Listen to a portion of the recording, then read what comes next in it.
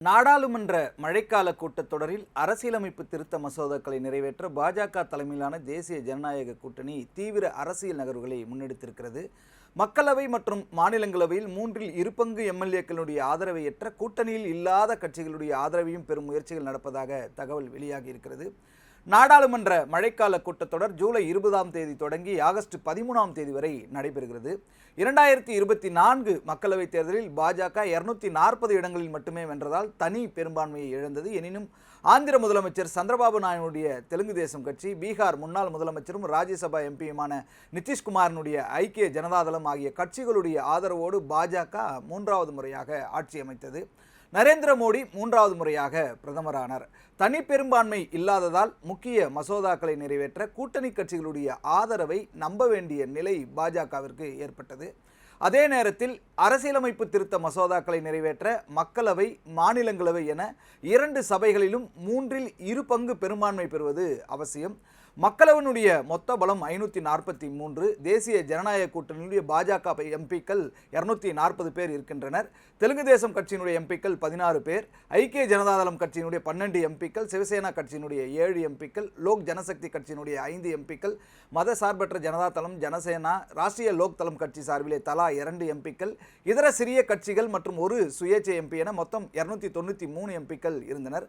உத்தவ் தாக்கரேவனுடைய உத்தவ் சிவசேனா கட்சியிலிருந்து விலகிய 6 எம்பிக்கள் மகாராஷ்டிரா துணை முதல்வர் ஏக்நாத் ஷிண்டேவனுடைய சிவசேனாவுக்கு தாவினர். மேலும் மேற்கு வங்கத்தினுடைய திரிணாமுல் காங்கிரஸை சேர்ந்த 20 அதிருப்தி எம்பிக்கள் தேசிய ஜனநாயக கூட்டணிக்கு ஆதரவு தெரிவித்தனர். இதன் மூலம் மக்களவையில் தேசிய ஜனநாயக கூட்டணியுடைய பலம் 319ஆக உயர்ந்தது. எனினும் 3/2 ஆதரவு எட்ட இன்னும் 43 உறுப்பினர்களுடைய ஆதரவு தேவைப்படுகிறது. தற்போதைய நிலவரப்படி மக்களவையில் அரசியலமைப்பு திருத்த மசோதாவை நிறைவேற்ற 362 உறுப்பினர்களுடைய ஆதரவு தேவை. மாநிலங்களவையில் 163 உறுப்பினர்களுடைய ஆதரவு தேவை. இதனுடைய தாக்கம் கடந்த ஏப்ரலில் தொகுதி மறுவரையறைக்காக அரசியலமைப்பின் 131வது திருத்த மசோதா மீதான வாக்கெடுப்பிலே வெளிப்பட்டது. அப்போது மசோதாவுக்கு ஆதரவாக 298 எம்பிக்களும் எதிராக 230 எம்பிக்களும் வாக்களித்தனர். பெரும்பான்மை கிடைக்காததால் அந்த மசோதாவை மத்திய அரசு வாபஸ் பெற வேண்டிய நிலை ஏற்பட்டது. மாநிலங்களவையில் தற்போது 245 உறுப்பினர்கள் இருக்கின்ற நிலையில் 3 இடங்கள் காலியாக உள்ளன.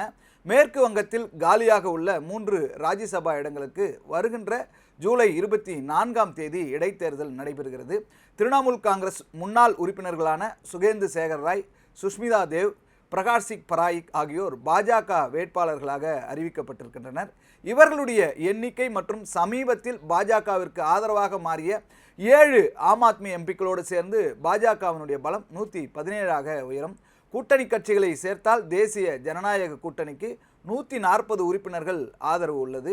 இந்த நிலையில் மழைக்கால கூட்டத்தொடரில் தொகுதி மறுவரையறை மசோதா, மகளிர் இடஒதுக்கீடு மசோதா, பிரதமர், முதல்வர் மற்றும் அமைச்சர்கள் 30 நாட்கள் சிறையில் இருந்தால் அவர்களை பதவி நீக்கம் செய்கிற மசோதா, ஒரே நாடு ஒரே தேர்தல் மசோதா உள்ளிட்டவற்றை மீண்டும் தாக்கல் செய்வதற்கு மத்திய அரசு திட்டமிட்டிருக்கிறது.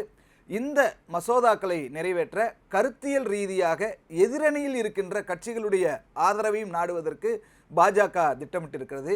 ஏற்கனவே ஆந்திர முன்னாள் முதல்வர் ஜெகன்மோகன் ரெட்டியினுடைய ஒய்எஸ்ஆர் காங்கிரஸ் மக்களவை மற்றும் மாநிலங்களவையில் தலா 4 உறுப்பினர்களுடன் வெளியில் இருந்து ஆதரவு அளித்து வருவது குறிப்பிடத்தக்கது. அதே போல தமிழகத்தில் ஆட்சியை இழந்து காங்கிரஸ் உடனான கூட்டணியை முறித்து கொண்டிருக்கிற திமுகவினுடைய ஆதரவை பெறவும் முயற்சி நடைபெறுகிறது. இந்த முயற்சி எந்த அளவிற்கு பலனளிக்கும் என்பது தெரியவில்லை.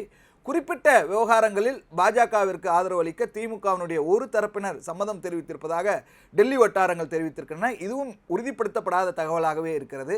பல ஆண்டுகளாக பாஜக கொள்கைகளுக்கு எதிராக செயல்பட்டு வந்த திமுக 1999, 2004 வரை முன்னாள் பிரதமர் வாஜ்பாய் தலைமையிலான தேசிய ஜனநாயக கூட்டணியில் இடம்பெற்றிருந்தது குறிப்பிடத்தக்கது. இதேபோல் பிற கட்சிகளிடம் ஆதரவை கோர மத்திய அமைச்சர்கள் திரைமறைவில் பேச்சுவார்த்தை நடத்தி வருவதாக கூறப்படுகிறது. என்ன நடக்கிறது என்பதை பொறுத்திருந்து பார்க்கலாம்.